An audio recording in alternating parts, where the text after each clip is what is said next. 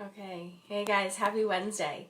I am Alicia Cross, and if you are new to this video or to my page, I am a yoga instructor, a wellness coach, and a personal trainer, and I have been working with clients and students just like you for over 18 years, helping you reach your goals. And really the biggest way you do that is by building the foundation of health, and you do that by establishing habits that you can maintain, you can stay consistent with, and those foundational habits that help you with any positive changes you want to make in your life are going to be exercise, nutrition, sleep, managing your stress, mindfulness, yoga. And speaking of foundational habits and sleep, if you are in my private Facebook groups, if you're a client, whether you're a coaching client or semi-private client, you're in my private Facebook group, and you know that I've been talking about my one big thing that I'm working on, because you can only work on one thing at a time, and that's sleep. And I feel like I've been fighting an uphill battle over the past few months trying to go to bed earlier. So this week I decided I'm just going to sleep later. So that's what I've been doing, and I've been getting my 8.5 hours of sleep that I need, but this is what I look like today because I slept later. So it's fine, we're gonna go with it. I'm here, we're talking about strength training for women today, why women need to strength train. So of course I wore my fit and fierce and focused female shirt from Target. I don't know how to get this video to not show backwards, so if you know, tell me. Tell me how I can get this to reverse when I do these lives on my phone, if you know. If you are here, say hi, give me a wave so I know you're here. And whether you're watching live or watching the replay, first off, thank you for being here. And secondly, if you have a question, you have a comment, post it at any time. I will see it, I will reply. Absolutely. Love chatting with you about all this stuff. So today, I'm talking about strength training for women, why you need to strength train. Okay, so what is strength training? So strength is the ability of your neuromuscular system to produce internal tension to overcome an external force. So your ability to overcome an external force. If that is not a life skill, I don't know what is.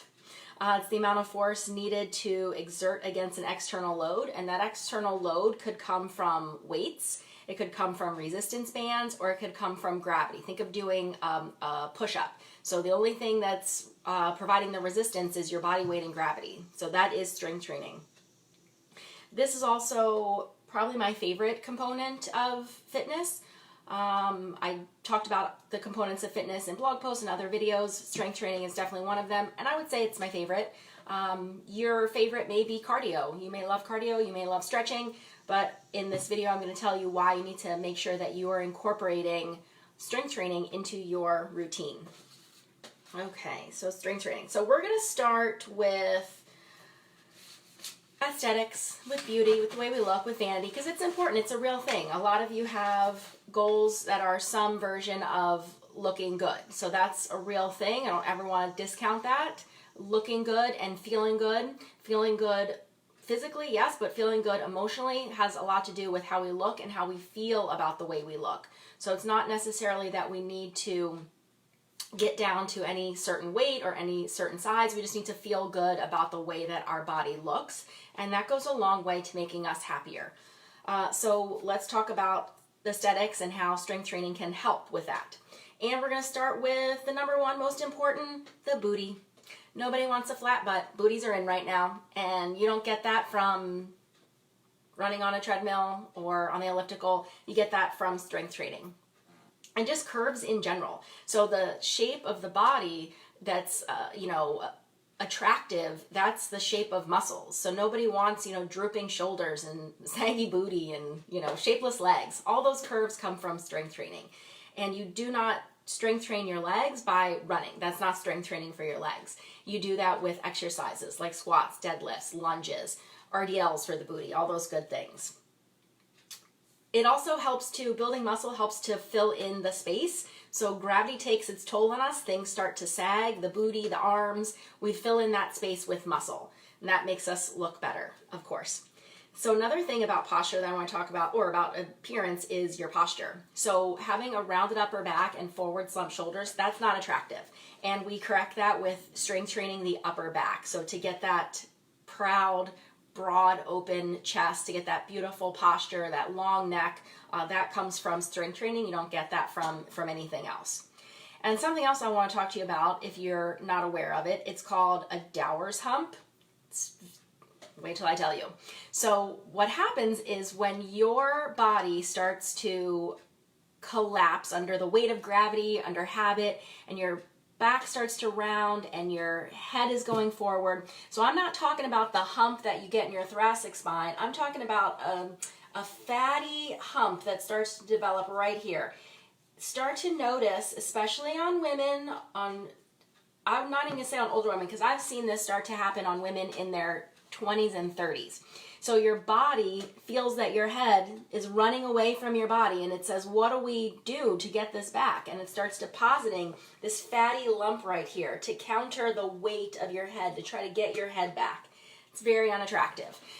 Only one thing you can do to prevent that, and that's to strength train your back to get your posture on straight, get your posture right. I don't know if there's anything you can do. I don't know what studies have said about correcting it once you have that Dowers hump, but that's certainly not a reason to give up. You can prevent it from getting worse, and hey, maybe you can reverse it. But most important is just prevent it from happening in the first place, and you need to do that by strength training your back. So posture. Okay, so also for appearance, just body weight in general. So like I said, you probably have some kind of goal about toning up. And what that means, it's losing some body fat and getting a nice shape, a nice tone. Cardio is not going to do that for you.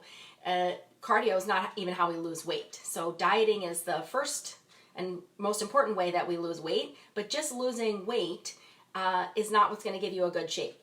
And you have to be careful, because losing weight, you don't want to lose weight, you want to lose fat. So you have to make sure that you're preserving the muscle as you lose fat. And remember, that's what's going to give you that nice shape, that silhouette, that physique, nice posture, all of those things. And cardio can also be kind of detrimental to that process, because cardio is very stressful. When you have a lot of stress and stress hormones, an effect of that could be belly fat. So you may be, doing all the cardio classes and going to boot camp and doing the elliptical and running, and you just keep thinking, why do I have this belly fat?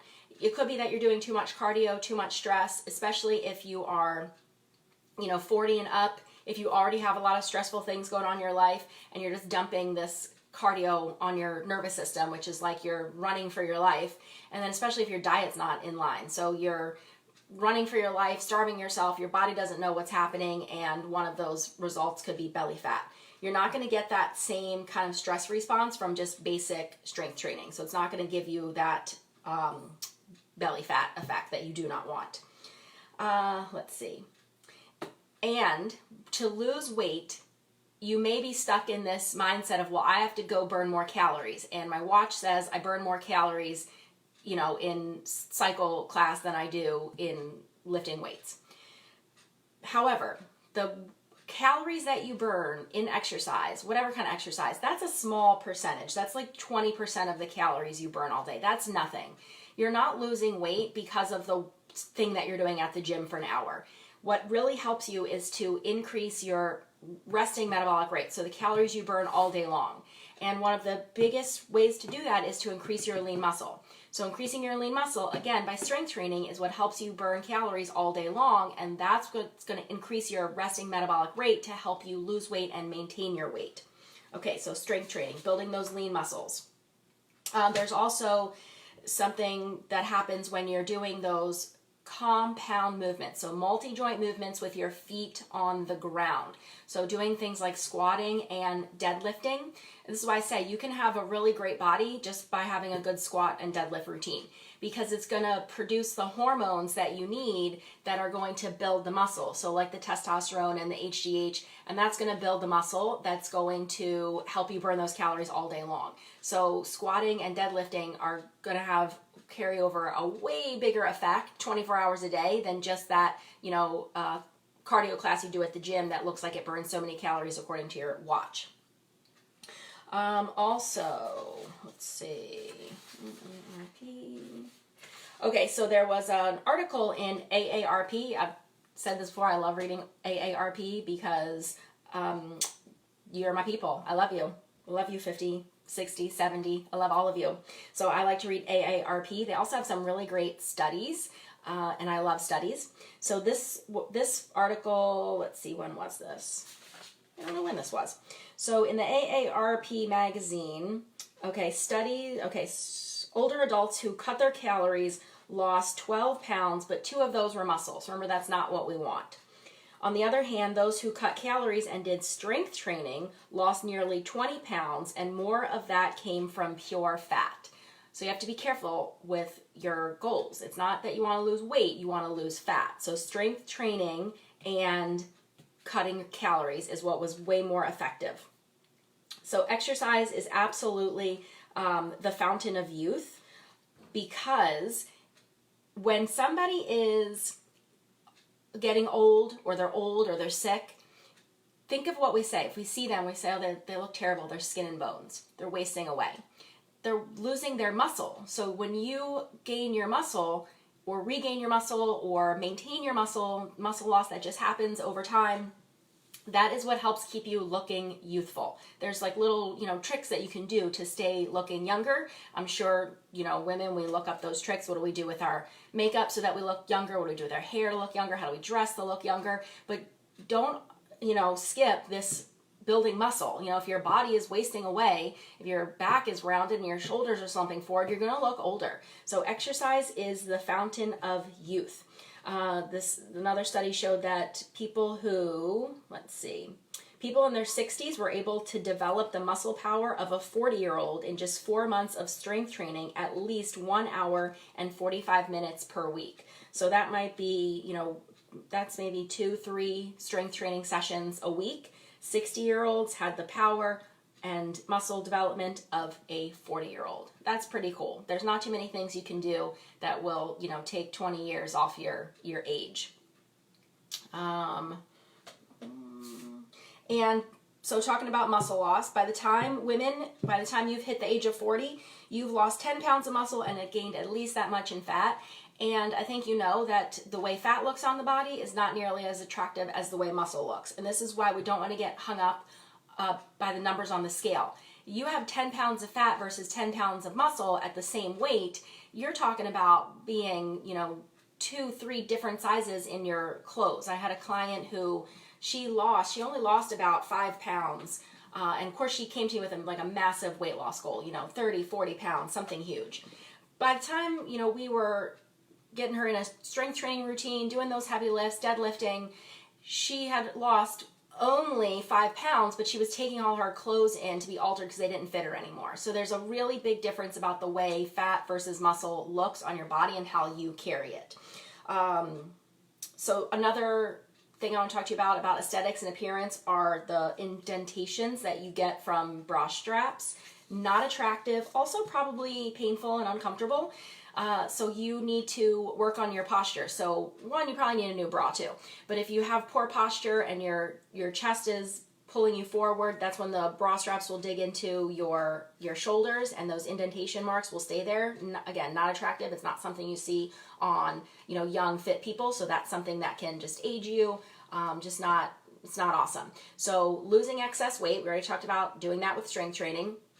Getting a good bra and then doing back strengthening exercises like rows, like band pull-aparts, rear delts, strengthening up your upper back to improve your posture and counterbalance the weight of your chest out in front. All right, so I think that's what I got for you for aesthetics, for how you look. So next I want to talk to you about hormones.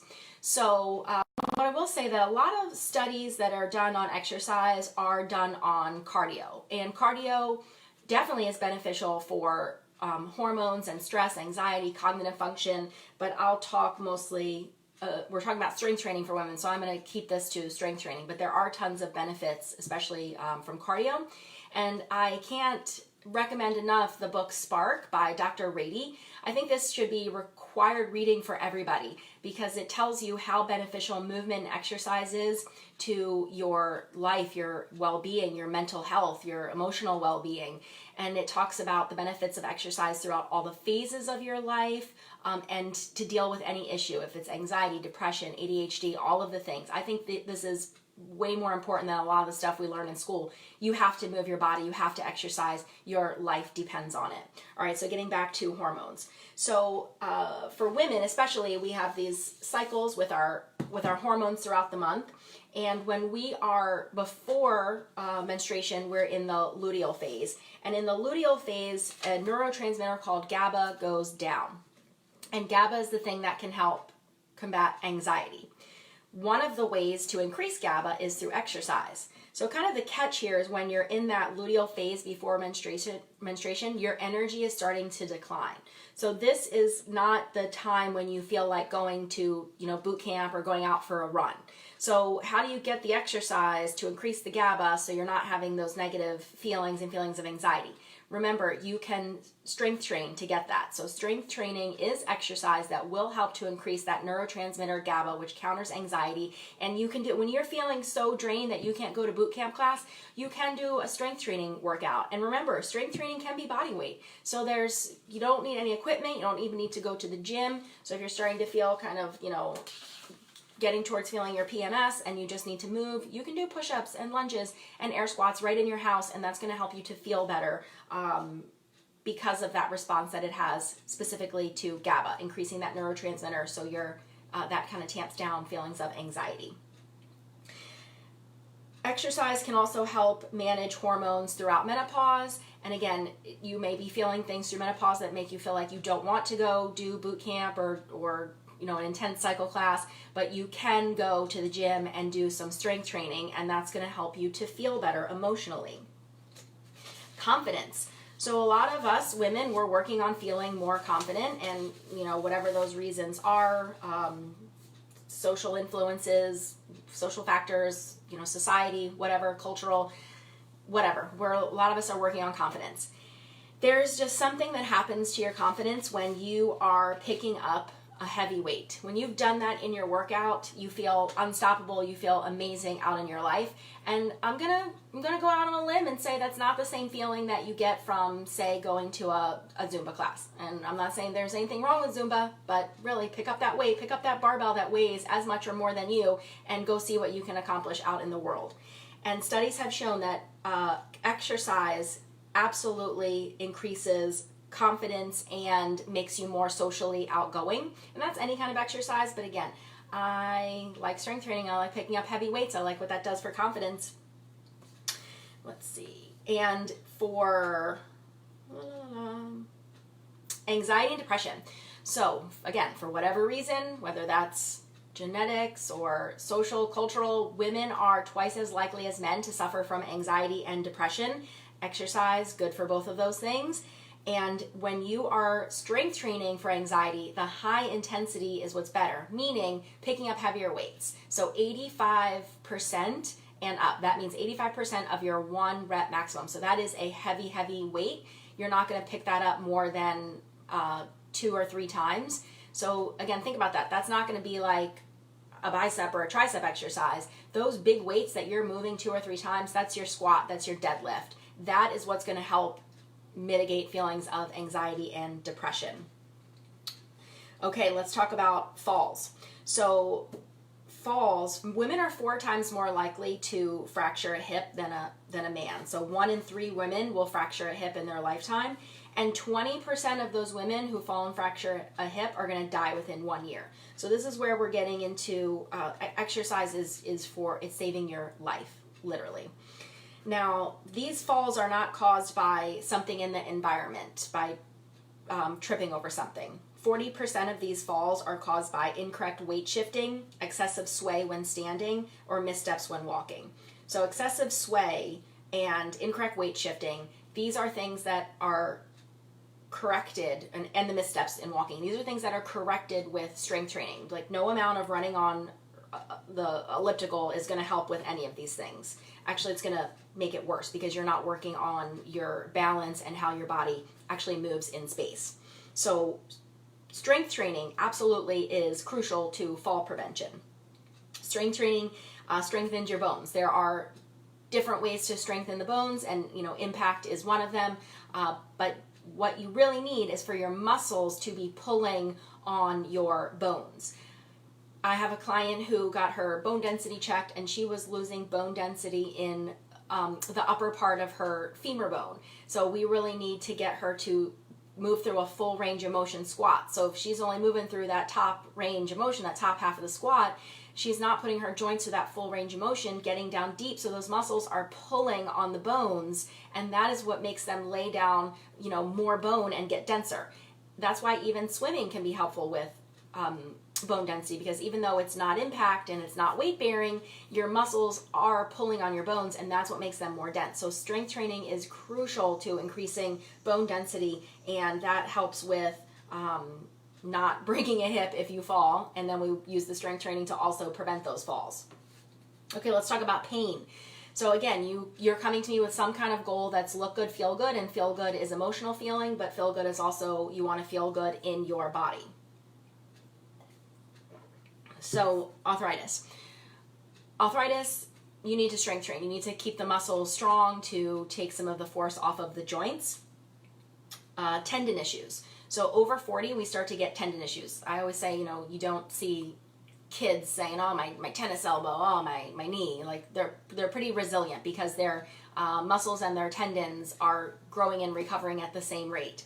Whereas when we get older, 40 and up, there's less blood supply to tendons, so the muscles are responding faster than the tendons can keep up. This is why if you start something new, you may experience pain in your joints, your knee, your elbow, from the tendons.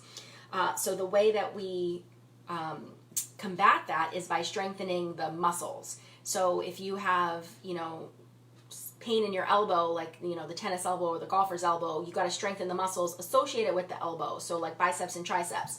I get a lot of stuff in my ankles, so I do a lot of calf work and footwork because that's the muscles that are associated with those tendons in that joint. So no amount of cardio is going to help that. It actually may be detrimental to that because a lot of the tendon stuff is overused, so that repetitive movement of, say, for example, running. But it's the strength training that you need that's going to help alleviate that pain in the tendons.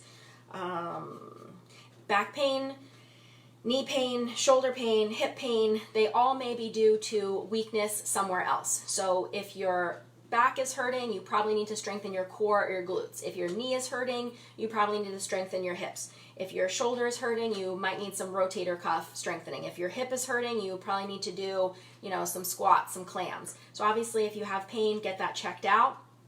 But if you're going to physical therapy, you're doing some exercises. And this comes back to the question that I got on Instagram this morning about starting strength training with a quote-unquote bum back. So I don't know exactly what that issue is. I'm going to guess there's low back pain because 80% of Americans suffer from low back pain. The answer is never to lay on the couch and do nothing. You have to move.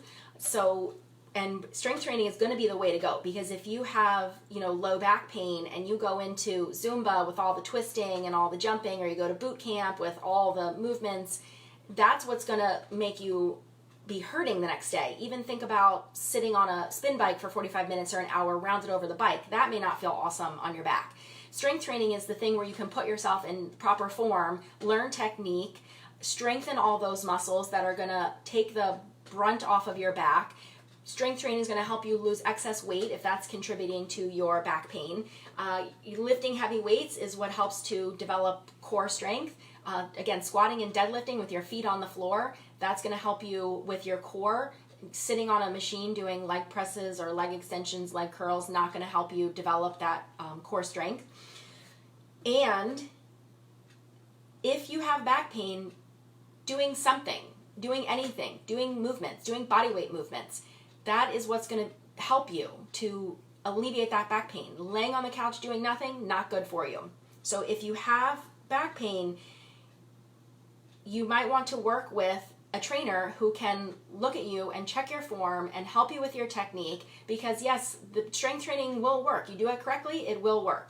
So that's what I would say about starting strength training with a bum back. Basically, do it. Yes. Okay. If you are doing other events, let's say you're a runner or a cyclist. I have a corporate fitness student who is a triathlete. She is also strength training with me. So it's important that if you are training for an event like cycling or running or anything else, you are cross-training with strength training. That's going to give you more strength in your legs. You can produce more power, be more efficient, maybe beat your time, beat your run time, your race time. And it also helps to prevent overtraining issues. So again, if you're doing all that cardio through the running and the cycling, especially the running, that might set you up for issues like in your ankles or your knees, so joint pain, tendon pain. Remember, the strength training is what helps to reduce that or eliminate that. So the strength training is crucial. You need a strong core for all of those things, and you get that through strength training. So the strength training needs to be an important part of your cross training for other events to help you be better at that and to prevent the likelihood of injuries from overtraining from these events. Okay, let's talk about cognitive. So I know this is a big issue and worry for all of you, especially if you're seeing this happen to people in your family, or maybe you're taking care of a parent or a grandparent who's having some kind of cognitive issues. It's scary, and it is a real thing, and we need to be worried about that. So there are lots of things that we can do to lessen the risk of that happening. Exercise is huge. It's one of them. But what studies have shown is that maintaining your leg strength correlates with less cognitive decline, your leg strength. And remember, running is not how you strengthen your legs. Leg strengthening exercises. Because what kills your mind kills your body, and vice versa. So when your body is youthful, so remember, when you're getting older and you're wasting away, we say, look at him, he's skin and bones. You're losing your muscle. That's what ages you. So what ages your body ages your mind. So if you keep your body youthful with movement, with strength, it definitely benefits your brain. So that cognitive decline is less of a fear if you are keeping your leg strength. There's also been some studies about grip strength. So grip strength correlates to overall health and longevity. And again, you get that from strength training. So being strong in your body is being strong in your mind. Longevity.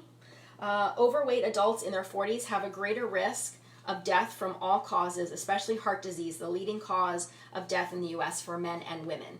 So overweight adults over 40s, and remember we talked about the best way to lose weight is 1, diet, but 2, it's strength training.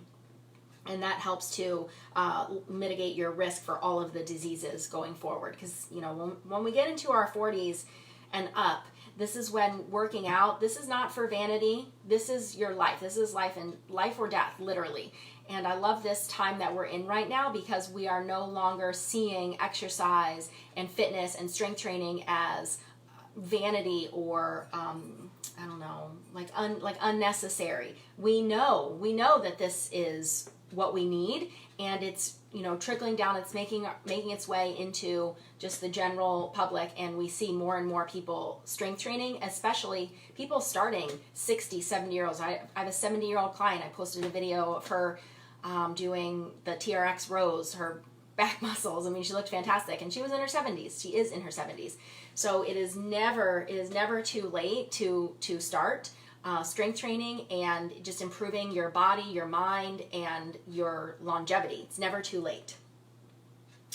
I got another study for you here somewhere. Oh, here it is. Okay, so people who did strength training reduced their risk of premature death from any cause by 23%, and their risk of cancer-related death by 31%. Those who met physical activity guidelines for both cardio and resistance training had greater risk reduction than those who did only cardiovascular training. So again, a lot of the studies that have been done on exercise have been done on cardio. We are more and more starting to study strength training now because, again, we know it is important. It is crucial to your health and wellness goals. This was in the Fitness Journal in April 2018, and you need to strength train to increase your lifespan. So I love studies because they kind of back up what we already know. Remember, people only study something because they've been seeing it. So the study is just the cherry on top. We see it, we know it's true, and the study says, yeah, this is a thing. So I love studies. I think I told you that. Okay, and so some recommendations. So the American College of Sports Medicine, the ACSM, recommends strength training 2 to 3 days per week, and that is right in line with my recommendations. You know, I have clients, if I train with them once a week, and then I expect them to train once more per week on their own. If they are not doing that, I say every session is like our first session. Nothing is happening if you're training 1 day a week. You need to train 2 days a week. This is a big part of the reason why I started the semi-private training, so you could get 2 days a week with me for about the same price as 1 day of personal training. So 2 days a week. And if you are not going to do it on your own, stop beating yourself up. Find a way. Get that accountability. Sign up for 2 semi-private trainings so you get them both in. Okay, and then there's an awesome study that was done by UT Southwestern, and this is right in line with everything that I have been recommending. So let's see, exercise needs to be performed 4 to 5 times per week, contrary to the 2 or 3 times that has been popularly recommended. Okay, so if you need to exercise 4 to 5 times a week, you are not going to be doing 4 to 5 days of cardio. That's just ridiculous. So you can get your 2 or 3 days of cardio, but you've got to have in there the 2 or 3 days of strength training. And this study by UT Southwestern, it was really good because it said, okay, how much exercise do we really need to see, you know, real improvements in your heart, which is, I mean, come on, that's everything.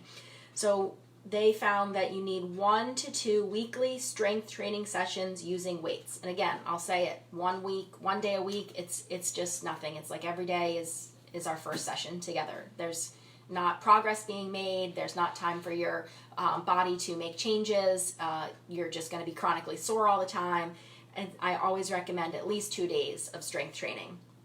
And then, of course, this study gives all the other recommendations about cardio and steady state and intervals. But since we're talking about strength here, 2 days of strength training. And I think that's all I wanted to tell you about strength training.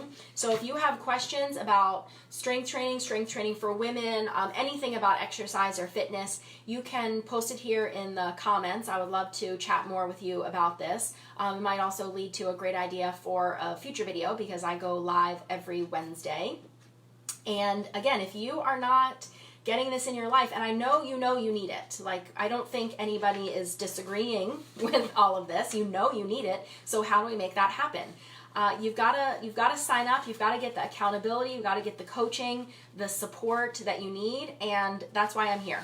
So I offer semi-private training at the Meta Center in Burke, and this week, right now, we're starting up the new 6-week session. Today is the TRX at 3:15. That is a 6-week program. And then there's strength training, which is on Fridays. And that just means we're using the TRX and other things. So, you know, stability ball, core ball, BOSU, step bench, weights, bands. I love bands. So all of those things. And that's on Fridays. And again, I set this up so that you can work with me 2 days per week. So Wednesday, Friday. That's a great split. And if you are not sure that you are ready for that program, I do offer seniors Monday at 11. So this one's going to be some strength training, some yoga with the chair, and some Pilates type exercises for the core. So there is a session for you. And if you're not sure which one is right for you, post a comment here or go ahead and email me anytime, alicia@aliciacrosstraining.com. And I look forward to helping you make some real progress in changing your life. All right, thanks guys. I will see you next week.